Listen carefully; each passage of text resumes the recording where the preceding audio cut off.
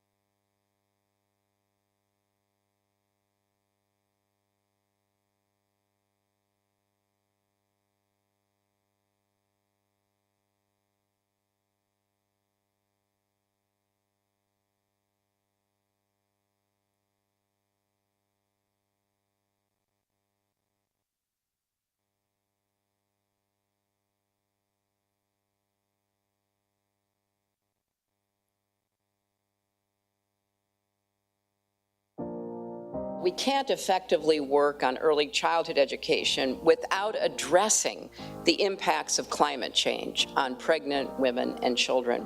This is not some passive thing that is happening to kids' development. Kids are experiencing this now. And one theme that has continued to emerge is the power of popular media to help bring this issue to the public's attention. There are not enough climate stories that empower audiences to take action. You've got to hook them in with a great story. So I start with people. One of the problems we have with climate is we tend to treat it very monolithically. But you have to meet people in any issue where they are. Try and find universal stories, try and find characters that speak broadly, and frequently those are children.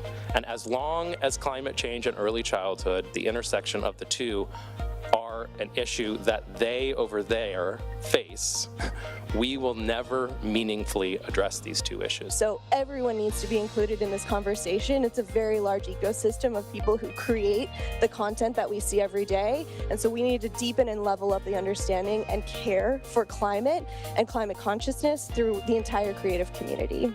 Because then you can actually leverage moments for policy and structural change with moments where there's a little bit more space in the public imagination for a different story. We are seeing palpable effects, more and better stories about mental health that give agency to the audience to take action.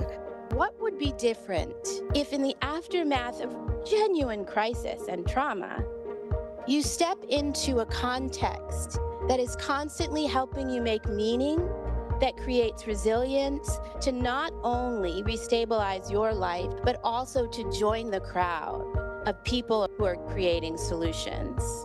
There's huge, tremendous economic opportunity. There's true, tremendous opportunity to care for people in a different way and to see a bias to action for both communities and people around the world to drive change and action for our planet. Hopefully, this is just the beginning of a lot of kind of urgent and accountable and activating and inclusive work together.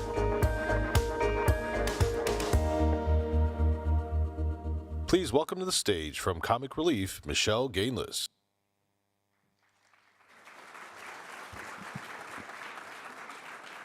Good morning. I am Michelle Gainless, and I'm the CEO of Comic Relief. Comic Relief has been a long-standing partner to the CGI community. In 2020, Comic Relief, in partnership with the Boys and Girls Club of Puerto Rico, launched a commitment to action to address generational poverty in Puerto Rico, providing $1 million to support the launch of the Vimenti Project. And in 2022, we made our own commitment to invest in breaking the cycle of poverty by leveraging the transformative power of comedy to create new and innovative ways for people to join us in the fight to end childhood poverty. Today, more than ever, it's important that we continue advancing initiatives that expand the potential impact of storytelling. I'm honored to present 3 CGI commitments to action that do just that. So please join me in welcoming the following commitment makers to the stage. Alice Wairimu Nindaratu from Aegis Trust, Chauncia Willis-Johnson from the Institute for Diversity and Inclusion in Emergency Management, and Richa Sharma from Sune Human Welfare.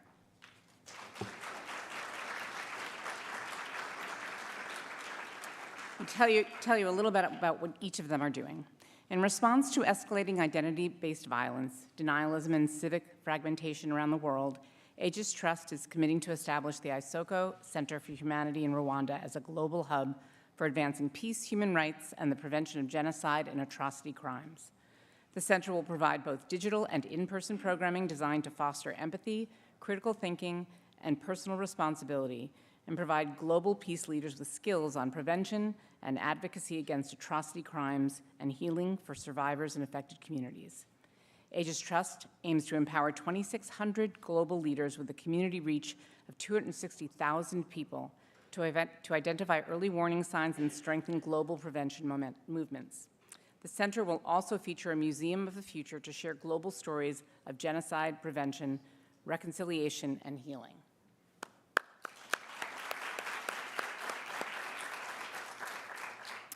To To empower communities in India on the front lines of the climate crisis, Sune Human Welfare Foundation is committing to strengthen climate literacy and inclusive education for climate-vulnerable women and children in India. Sune's learning centers in Delhi will develop content, facilitate technology use, and train educators.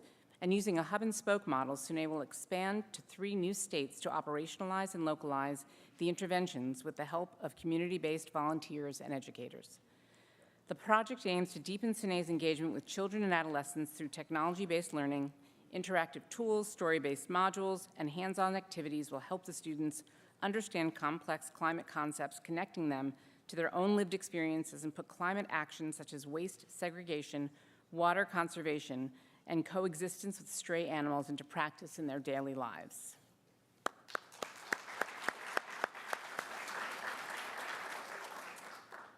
To drive community-crafted climate solutions, the Institute for Diversity and Inclusion in Emergency Management launched a commitment last year to establish 2 global resilience and outreach centers in frontline communities in Africa and the Caribbean to give affected populations the ability to participate in building their own communities' resilience and adaptation. Through education, awareness, and training on disaster management, IDEAM is back at CGI this year with exciting progress to report. They established a center in Ghana and built a climate resilience network of public, private, and nonprofit sector organizations and other community leaders. The center's programs, which include a youth climate awareness program and a fellowship, have reached more than 250,000 individuals, families, and communities with an emphasis on women and youth. IDEAM is now planning for its expansion to the Caribbean in either the Bahamas or Jamaica.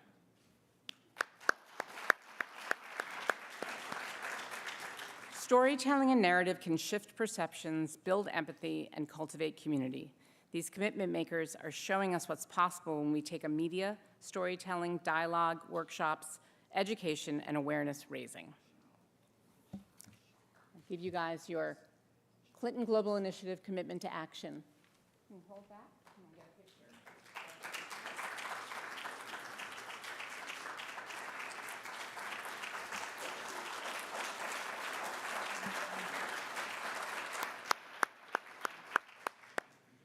Thank you. You can come right this way.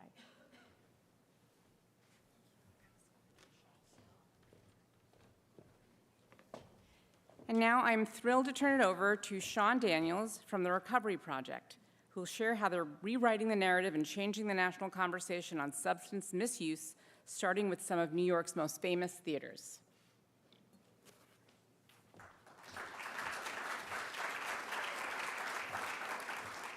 Good morning. So substance misuse is high in the entertainment industry. It's actually considered one of the higher industries that suffers from it. Many of us remember when Daniel Radcliffe and John Larroquette had to go out and tell an audience that a crew member backstage had overdosed and died right before a Broadway show, causing it to be canceled that evening. For me, myself, I have a great friend. His name was Dave Bova. He was a hairdresser on Broadway, cut my hair on the day of my wedding, who overdosed and died between his 7th and 8th Broadway show. So this is something that we need to be able to take seriously. At the same time, the arts are always the leader in cultural conversations and the way that we change national narratives. Nothing changes in our country without public, private, and pop culture being behind it. So I'm the executive director of the Recovery Arts Project, which is dedicated to using the arts to change national narratives around addiction, thus saving lives. Last year, we made a commitment to action to put OAK kits, overdose awareness kits, in 42 Broadway theaters. In the front, so that audience members could see them like a defibrillator or a fire extinguisher, which you've probably actually never seen used, but you know that if you need them, they're there. And backstage, where they can go ahead and save lives. Just a couple weeks ago, we met with Broadway owners and Secretary Clinton to make a personal pitch of the 7 organizations that were there. 5 of them immediately said yes, which means that 7 Broadway theaters will any moment now have OAK kits in front and back. That's Second Stage, Manhattan Theater Club, Roundabout Theater Company, Circle in the Square, and the Lincoln Center. Now that's 7 out of 42, so we are on our way in terms of changing narratives, and we'll make a public announcement as soon as we have a few more organizations to be a part of it. But this is, oh, thank you, yeah. But this is not just trying to fix a Broadway problem. We know that with everyone going to the theater, that's where they look for what conversations are happening. And even with, if you followed, the number of overdose deaths in our country has gone down from 120,000 to 80,000. That still means that in our country, as opposed to losing someone every 5 minutes, we now lose someone every 7 minutes. So the work is still huge for us ahead to be able to do. Mostly, I just want to thank the Clinton Foundation for getting behind this. Nobody loves the theater more than the Clintons, and we're thrilled to have them be a part of saving lives through this initiative. Thank you so much. Take a picture with your... Take a picture? Yeah, just you.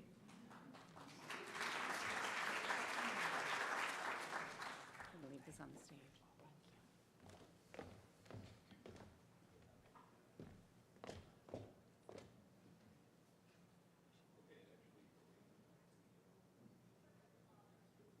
Please welcome to the stage from Birth Fund, Elaine Welteroth.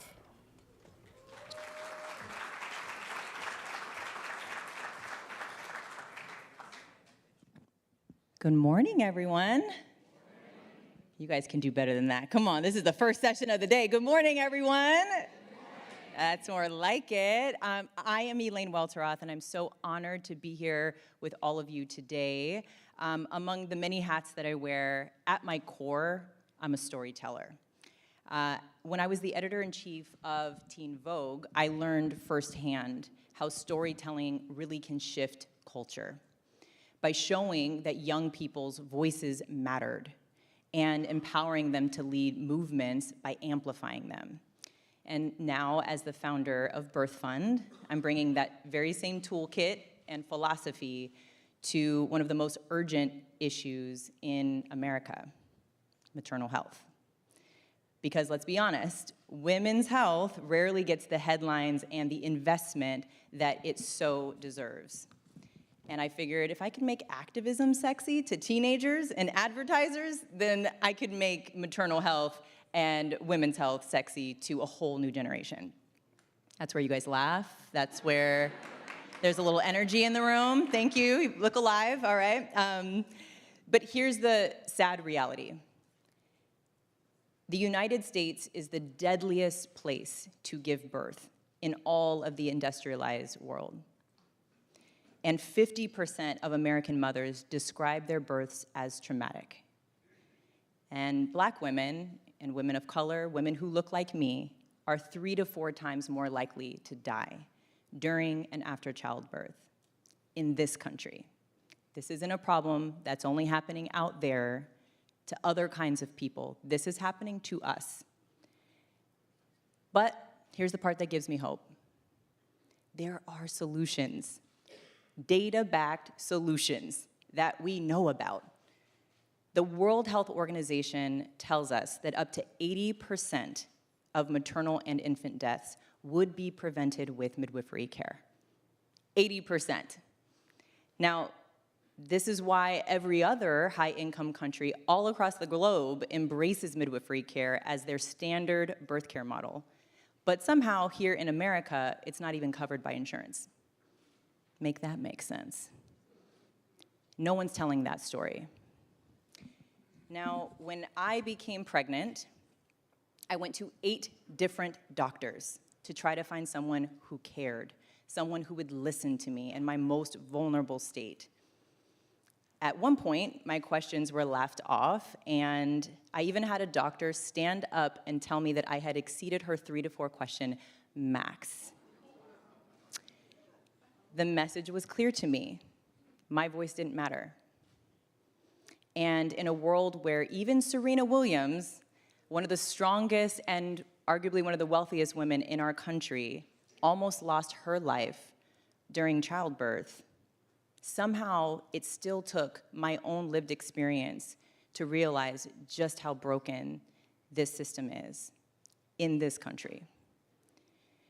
Now, when I finally found my midwives through a whisper network, everything changed.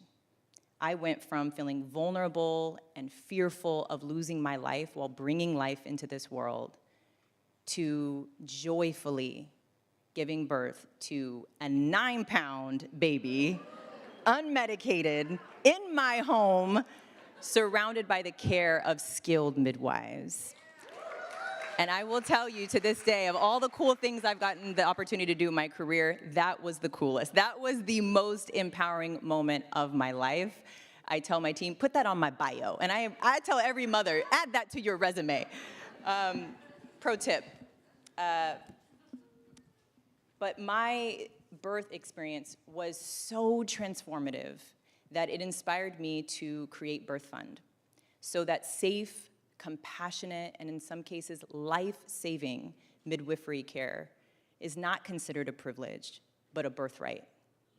And thanks to partnerships with cultural change agents like Serena Williams, Carly Kloss, John Legend, and so many more, and funders like Gates Foundation and Pivotal Ventures, we have raised over $3 million in our first year for families to cover the cost of midwifery care. Thank you. And we've seen the generational impact. Families who no longer have to choose between paying their rent and paying for birth care. Mothers who were preparing to give birth alone before Birth Fund stepped in, because that's how deep the fear goes. This is storytelling in action. We are making maternal health more visible, more urgent for investors and funders, and yes, even sexy. Because when we make people care, culture shifts. And when culture shifts, policy shifts. That's what drives me. And that's why I'm so honored to lead this conversation today. Today, we are going to hear from a range of storytellers who will speak to how storytelling and narrative change can influence public opinion and create lasting change, for better or for worse. Now, our first panel of the day, please welcome 3 fresh voices and extraordinary leaders whose work embodies the intersection between storytelling and social change. This is a session that will explore advocacy, policy, and public engagement in today's media landscape. Please give a warm welcome to Michael Valentino, Editor-in-Chief of Now This, Shudu Musida, UNFPA's Global Champion for Women and Girls, and Bridget Antoinette Evans, CEO of the Pop Culture Collaborative. Hello. Join me.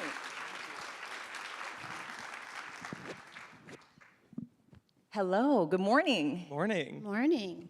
So I think we just need to start right up and just say, right up at the top and say that I think you all are working in one of the most precarious political, social, cultural climates that we have seen in our lifetime, certainly. So just want to start with a cleansing breath for everyone in this room. Are you guys okay? How are we feeling today? We're hanging in there. Hanging in there, fair. Each of you are very influential storytellers in your own right. You are navigating a landscape that is marked by competing crises, the rise of AI, constant information overload, deep distrust, growing political and economic divides, and a fractured attention economy where gone are the days where there was any source of truth, one source of truth, right? So Michael, I want to start with you. Please. In some ways, I feel like we're living parallel lives. This is huge for me. I'm such a big fan of yours for forever. You are someone I've looked up to for quite some time. So thank you for helping me out today and being the best moderator. Oh my goodness. Well, thank you for doing the work that you do, because I know it is not easy, okay? No. I feel like in some ways, like you're carrying the torch from my Teen Vogue days. You are addressing activism and policy and hard news, while also holding, the light stuff, entertainment, culture, celebrity, and you're doing it really well. You have found a way to resonate with millions of young people. You are responsible for you're pioneering creative digital-first storytelling that really elevates Gen Z voices and perspective. So I wanted to ask you, what do you see as Gen Z's most urgent cultural priorities right now? Because you're doing this work in an even trickier political landscape now. And I'm curious, what would you say the leaders in this room can glean from how you're leading now this and meeting Gen Z where they're at on the stories that actually matter the most to them? 100%. I think we're living in a time, obviously, where not only on the news side are we inundated with so many things happening day in and day out, but also there's just so much content out there. So how do you break through the noise, especially, as a consumer? What do I focus on? I mean, there's so much, not just content where there's so many people chatting, but there's so much brain rot as well. So how do we show up, and how do we show up for Gen Z? And we really focus on, the audience is first and foremost, so everything we do is catering to them. And I think, we have over 91 million followers across the board, and with that, we have a lot of power there. So what we try to do is we try to not only create worldview shaping content on one side of the org, and that's what we do through the celebrity side, through the comedy, the entertainment. But on the other side, we focus on these issues, the issues that affect Gen Z day in and day out, things like economic opportunity. People are trying to go start their lives. They're trying to figure out how they're going to afford starting a family. They're trying to figure out how to afford houses. Reproductive freedoms is something else that we really focus on. The average age of a new mother in America is 26 years old, I believe. So that's a really big topic for us to discuss, of how do we make sure that people are aware of what their rights are, but that they also are able to make educated decisions when they go out to the polls as well. Great answer. And again, I know that's not easy to do what you're doing and to operate at that intersection. I have more questions for you, but let's go to Shudu. Can I call you Shudu? Yes, you can call me Shudu. I now follow you on Instagram, and I very much enjoy the way that you bring your work to the world. And so it's a pleasure to meet you in real life. The pleasure is mine. I was actually telling my manager when they told us that you're going to be the moderator that I love the way you tell stories, because I don't need to live in America to know that birth fund is something that we need across the board. Women having healthy and safe deliveries is a human right, and having a fund that shows that is incredible, so it's an honor. Thank you so much. I'm very honored. That's very kind of you to say. So let's talk about your background. You are an untraditional storyteller whose work spans pageantry, advocacy, and global change. After making history as Miss South Africa in 2020, no big deal, you became a UNFPA Global Champion for Women and Girls, and you've become a global voice for mental health, gender equity, and representation, and she has a fantastic podcast, which you all should check out. I want to talk to you in particular about your global perspective, particularly navigating a post-apartheid landscape in South Africa where political violence was rampant. How does that global perspective inform the role that you see untraditional storytellers playing right now? And how do you think storytelling can better build bridges and unite people amidst mounting tensions between these really widening political, economic, and social gaps here in America?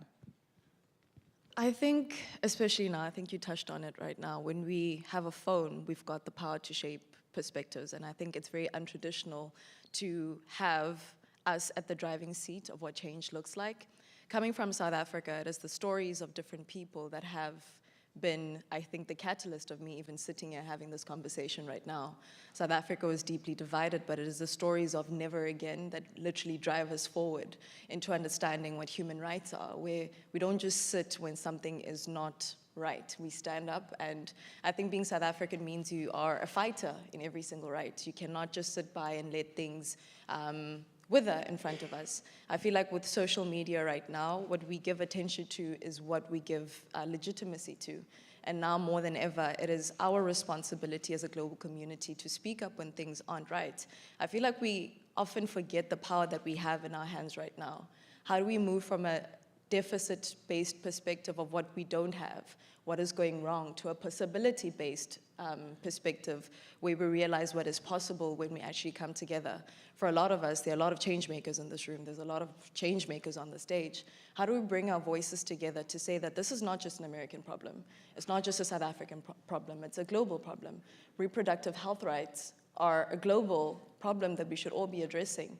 And I think for a lot of things, or a lot of things that are going wrong right now, just focusing on maternal health specifically and mental health, we sort of other the narratives or even the stories instead of realizing the commonality in all of them.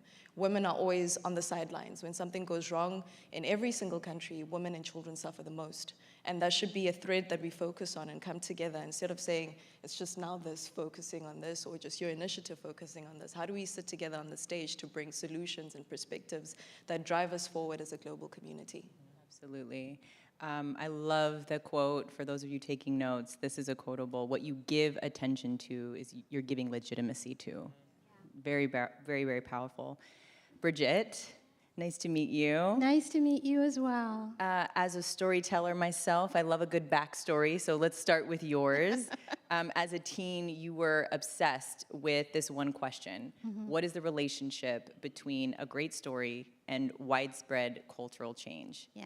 And that is a question that you have been exploring and investigating from every angle as an award-winning off-Broadway and international actor and producer, a social impact advisor to celebrity artists and activists. And now today, you are a widely respected thought leader, investigating this question as the CEO of Pop Culture Collective, which Pop Culture Collaborative, rather. I'd love to hear you speak a little bit about that work. But I want to start with, as someone who has spent decades studying how stories shape culture, in an era of fragmented media and rampant distrust, what does true narrative power look like today?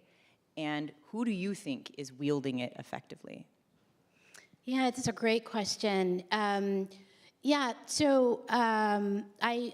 at the Pop Culture Collaborative, which is a philanthropic fund that is transforming narrative landscapes that are harming our communities and building the narrative power for the just and pluralist future that we know is possible. And one of the things that I like to say, the narrative around the fragmented media landscape is actually, I want to poke at that a little bit, because when you look at how people are actually engaging with content and experiencing it, there's actually a lot of hope in there, right? So when I think about narrative power, I believe that it looks like people with lived experience, people who have deep sensitivity about the kinds of stories that can give people hope and give people clarity and provide a roadmap for how we get ourselves out of crisis and into a better world. And so the talent and the sensitivity to tell a great story is cultural power. Cultural power is also having the access to, or the ownership of, even better, the means to produce and distribute those stories to as many people as you want to experience your story. And then finally, cultural power is an awareness that in order for our stories to do the good work, we have to be authentically rooted in the communities, and more in the digital communities in which people are actually engaging with those stories. And so this concept of fragmented actually is due to our an outdated view of how power gets built through culture. We think about sitting in front of the television. For me, I think about the catalytic experience of watching Roots with my family in the 70s, and the sense that there were literally almost 100 million people also watching that at the same time. And we think that it is that singular experience of a story that builds power. But today, it's not the story that we're congregating around. It's actually the surround sound, the narrative ocean that story creates. It's the social media conversations that we're all engaging with around that story. It's the dances on TikTok that we're learning when you've watched K-pop Demon Hunter. 7 times, and now you want to replicate that choreography. It's the fashion that we adopt from that particular film. It's all of the digital influencers and content creators who are building other content around that. It's the podcast episodes and the cultural criticism about K-pop Demon Hunter that all the adults are reading and listening to so we understand what our kids are actually experiencing. All of that narrative ocean of content and experience is actually the space where millions of people are at every day. They are together. They are actually having shared experiences. So we have to begin to think not only about the stories that are out there, but how we build strategies that put us into the fandoms and the digital communities and the conversations that are actually the shared common ground in this new media landscape.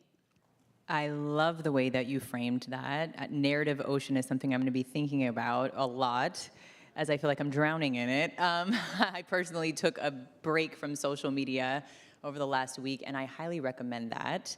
I love the challenge. I think that's what these conversations are, what we're here to do, right? And I want to challenge a little bit of what you said, or push a little further, because in that narrative ocean, which is vast, we are all experiencing different. We're all in our own boats, right, if you will, and we are experiencing different subsets of information that are dictated by the algorithms, right? So we are seeing what we want to see, and we are being validated, and our opinions are being reinforced. And so I'm curious, well, I'll kick it back to you, Michael, because because of that, because of these algorithms that are feeding us what we want to see, we have, people who, we have a lot of skepticism of legacy media, right?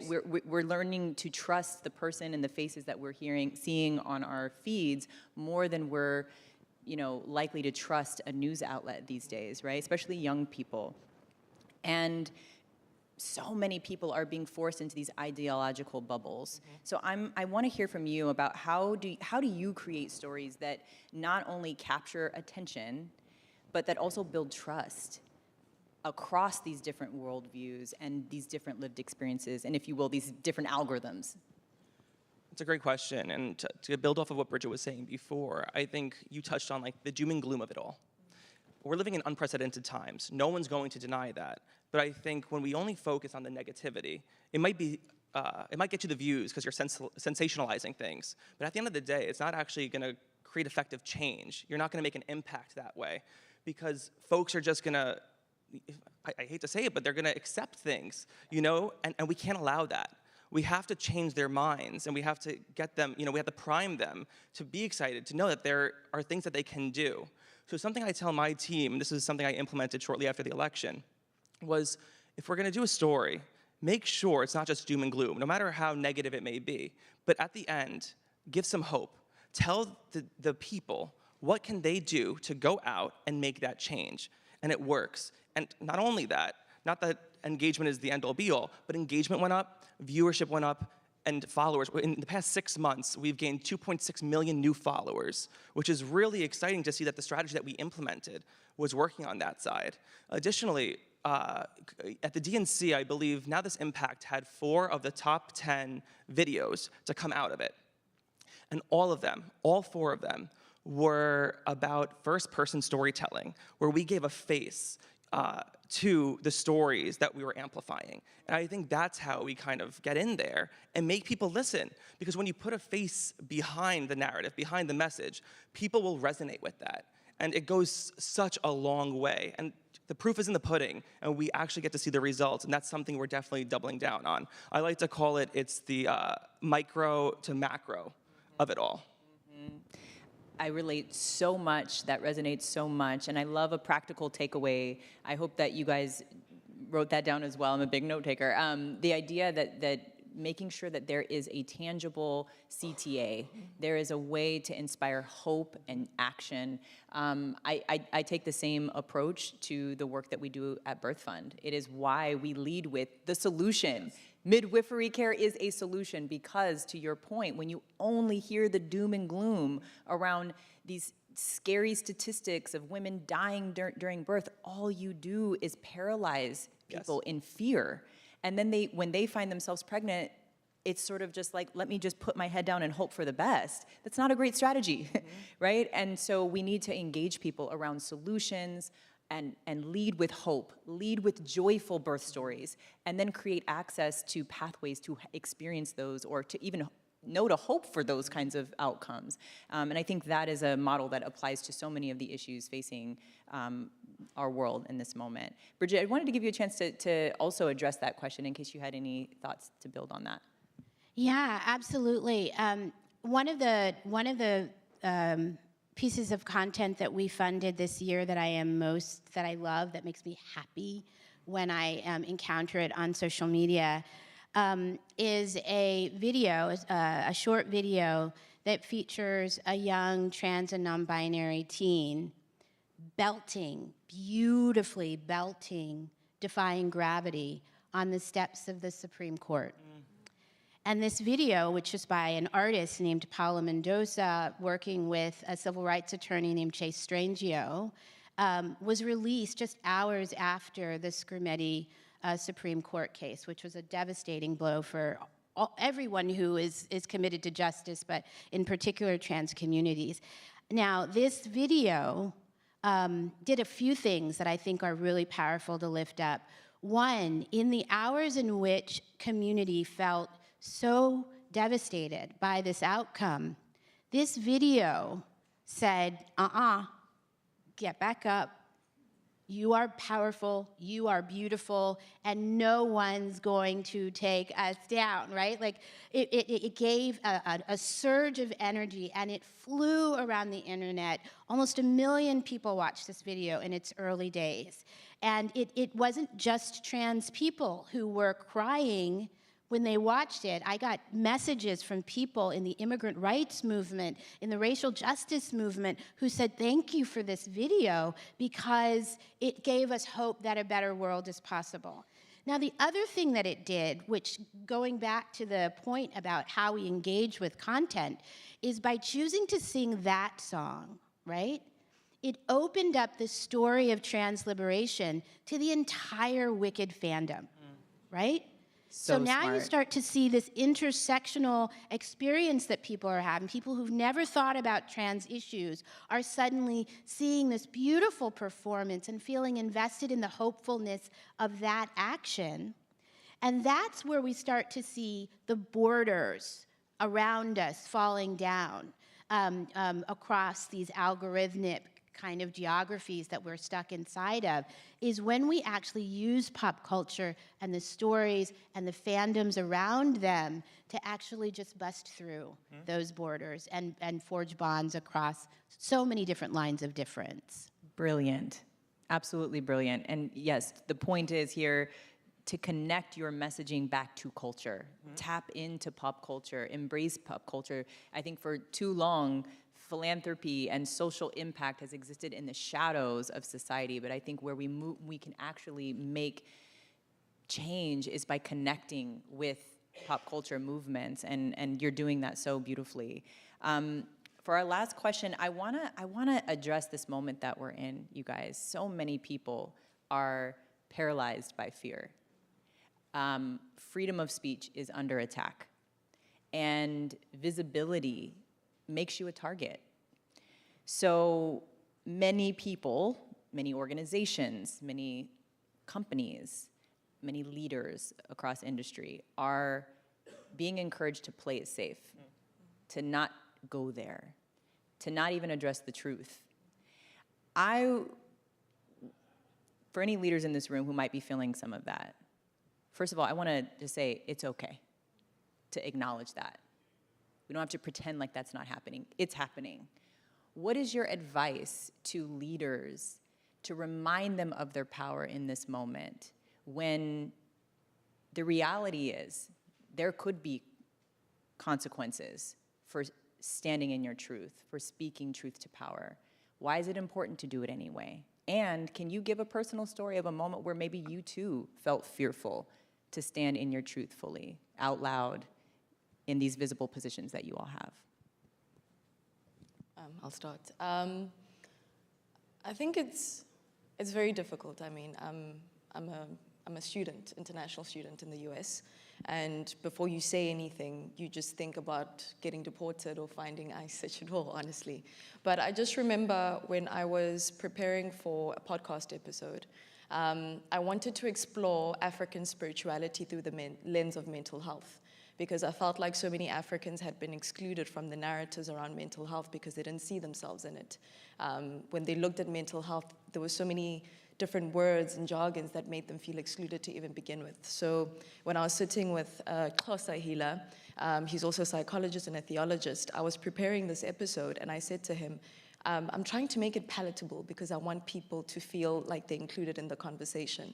But by saying I wanted it to be palatable, I was dumbing down his story. So when he sat with me, he told me about how he looks at himself as part of the dirty work. And many of what people see Africa as is dirty work. You know, they never see the beauty in our stories. They never see how when we don't speak up, it's not because we don't have stories to tell. We're just so used to trying to conform because we just want to be accepted in many places. We want people to validate our stories. And then he reads this thing to me and he said his purpose is for the young man who may be queer, who may feel like they don't belong in the white clinical walls of psychology, to feel like they matter. For the person who doesn't know whether they have a calling or if they belong in a psychologist's room, or if they don't have the languaging to do so, to feel like I have something to say, and even if I don't know how to say it properly, there's someone who's going to be listening. And in that moment, I just realized that I've been so scared of speaking up on certain things because I just want to be accepted in a room.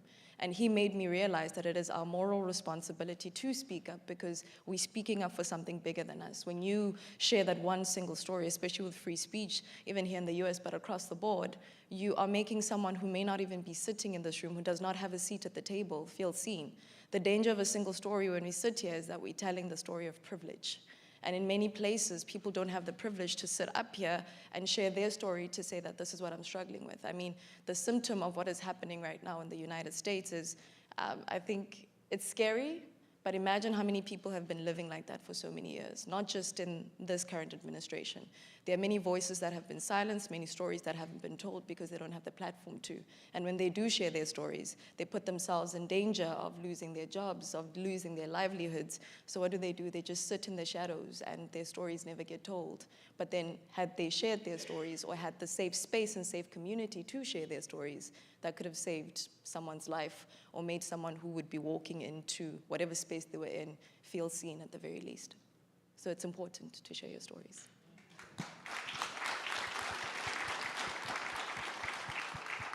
Yeah, whenever I feel like deep fear in these times, I call my mother, who grew up in the Jim Crow South in Savannah, Georgia, and she knows a thing or two about what we are experiencing today.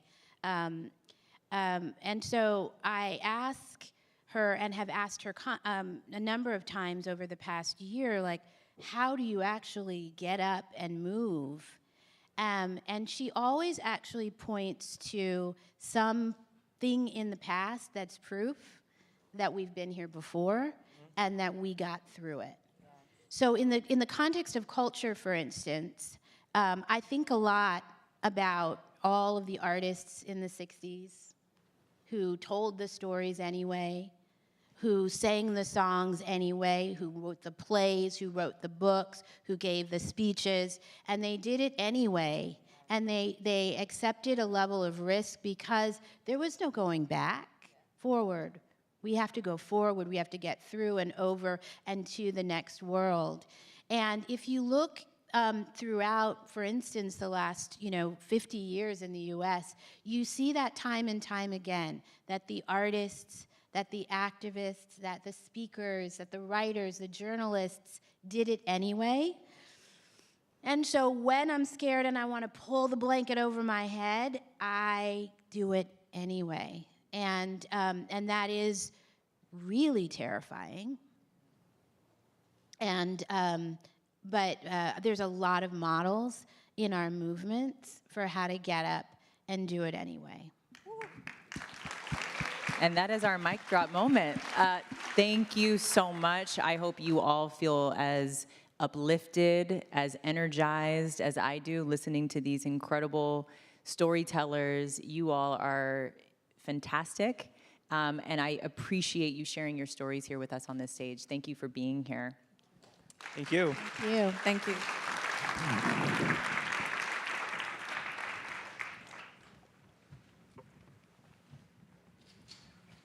And now we are going to shift gears. There is another fireside chat for those of you who are sneaking out. Just know there's more to come. We are shifting gears to a fireside chat now that's going to explore how unlikely partnerships can reframe and reinvigorate social impact messaging.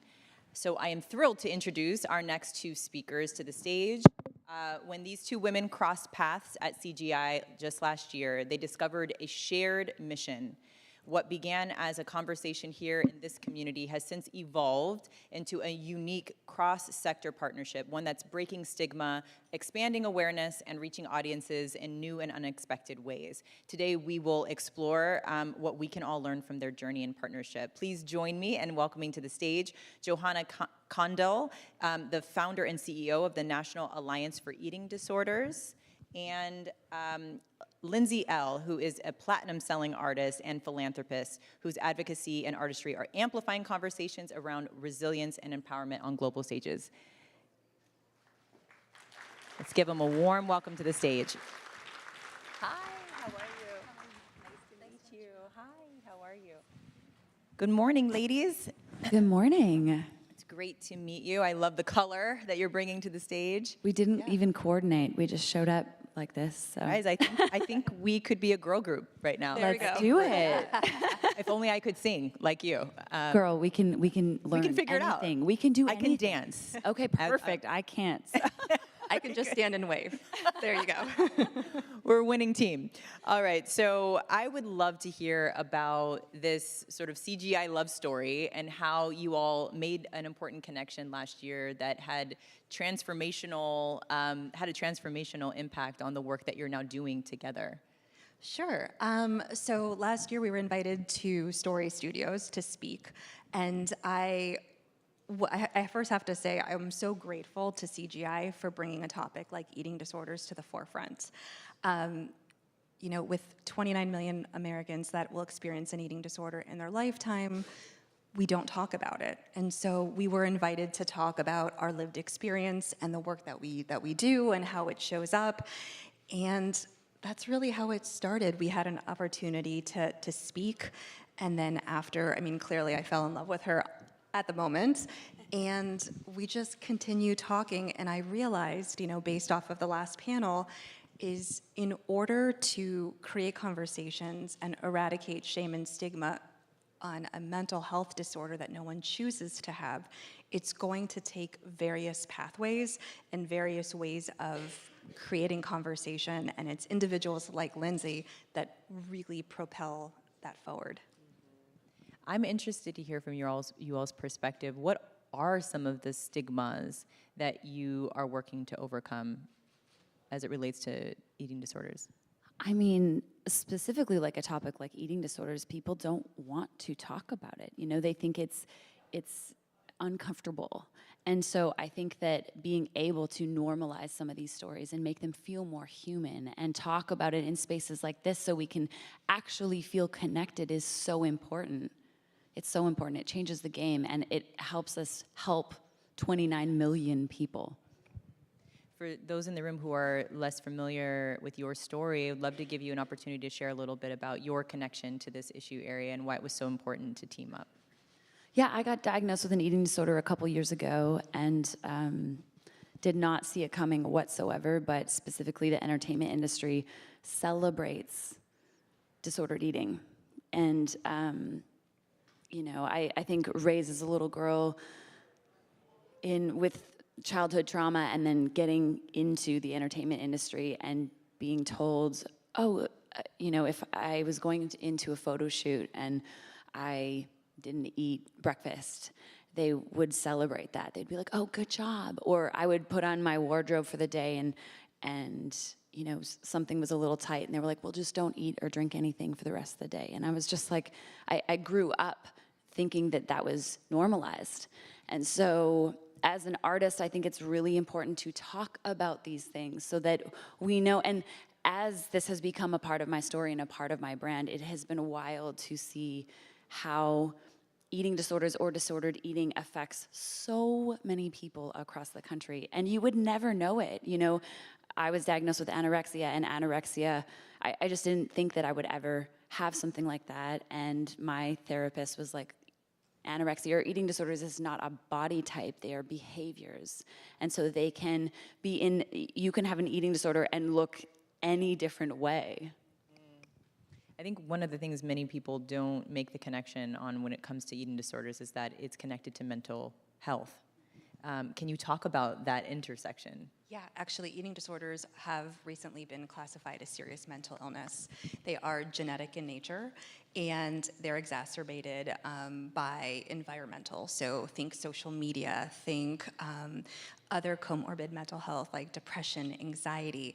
And I think something that's so important, you know, that Lindsay talked about is that we have to eradicate the archaic stereotype of who develops eating disorders and what they look like, because the amount of male-identifying individuals that are calling our helpline, the amount of individuals that are in their 70s and 80s, you know, BIPOC individuals are half as likely to be diagnosed with an eating disorder, and that is because of this ideal that, you know, the swag, the skinny, you know, wealthy, affluent, white girl is struggling, and because of that, millions and millions of people are struggling in silence, which is why we have to find new and unique ways to create conversation. So someone that is interacting with a Lindsay or an NFL player or whoever it is, a politician who says, you know, my kiddo struggled with an eating disorder, feels that much less alone. And that's really, really what we've been trying to do at the Alliance, is find ways to connect with people so that they pick up the phone, so they attend a support group,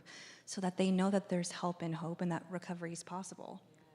So we're here today talking about impactful storytelling that is changing culture, and I'd love to hear, you said new and unique ways of telling these stories. I'd love to give you guys space to share some examples of how you are sharing stories that are actually moving culture in new and unique ways. I mean, as a musician, as a songwriter, I think music is so powerful. It is this universal language that brings people together. It transcends language barriers or even regardless of how old you are or where you live in the world. I think it has this way of amplifying stories and amplifying like marginalized stories. I also think it has this way of mobilizing people. You know, when you look over the years, I mean, there have been so many movements that have been started by songs. And so as a songwriter, I have a song written about my eating disorder, and when I released that, I had so many fans reach out to me and be like, thank you for writing this song, you've inspired me to go get help or call the Eating Alliance, and it just is such a reminder that it's like the smallest little thing can inspire a stranger on the other side of the world or down the street from where I live, and it can change their life. Yeah, and it's having more examples like that. In June, we had an event at the United Nations and for World Eating Disorder Action Day, and there was a former NFL player who shared his story, and there was such a shift in the conversation in the room of, you would never think that someone from the NFL would have an eating disorder, or a UFC fighter would have an eating disorder. I think it's also for us, we've actually done significant work with all the social media platforms, because we know that so many people are connected and there's so much work that has to be done on that front. But we also have to connect with individuals where they are, so that, you know, if they're watching a YouTube video about something and our banner scrolls up, the amount of calls we get from people saying, we don't know why your 1-800 number came up, but can you tell me more? And then they maybe will leave that conversation, and then 2 weeks later they'll call back and they'll be like, you know, I'm ready for help, or I'm ready to just do something else, to live differently. I think it's, you know, creating legislation. I think it's really getting it from every angle, because we know that in this country, every 52 minutes, someone dies as a direct result of their eating disorder. And we have to do better because, like Lindsay, like me, I never woke up one morning, looked out the window in Palm Beach, Florida, and said, it's a beautiful day to have an eating disorder today. And yet, that is exactly how I was treated my entire journey with my eating disorder. Thank you for sharing that. I think it's very interesting, to your point, bringing in an NFL player. I think, bringing that. I think that's a good example of an unexpected partnership and an unexpected ally that can help bring in new audiences in new and unexpected ways. For the leaders in this room who may not be focused on eating disorders, what can they glean from the work you've done together in partnership that they can take back to the work that they're doing? Like, what are some practical sort of actionable strategies? I think be willing to think out of the box.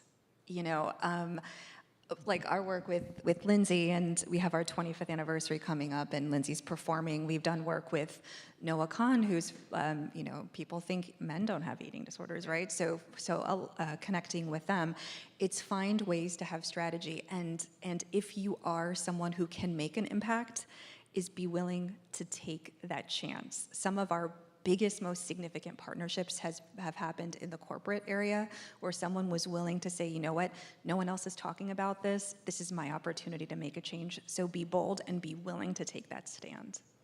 And I'll just add that I think the stories that have the most power are things that resonate and that are truthful. And when we can, as people who have a platform or as people who, have resources that you can donate, like lean into the things that really hit your heart, because I think that empowers it to be so much stronger.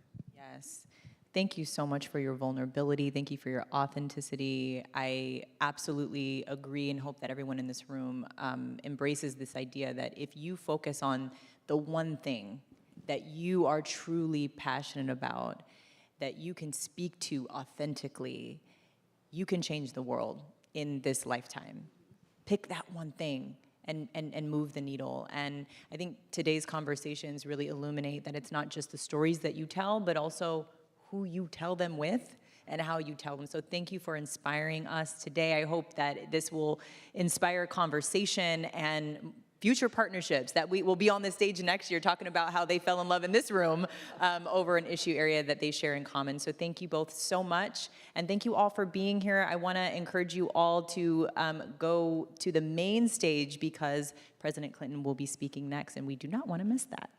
Thank you for being here. Have a great day.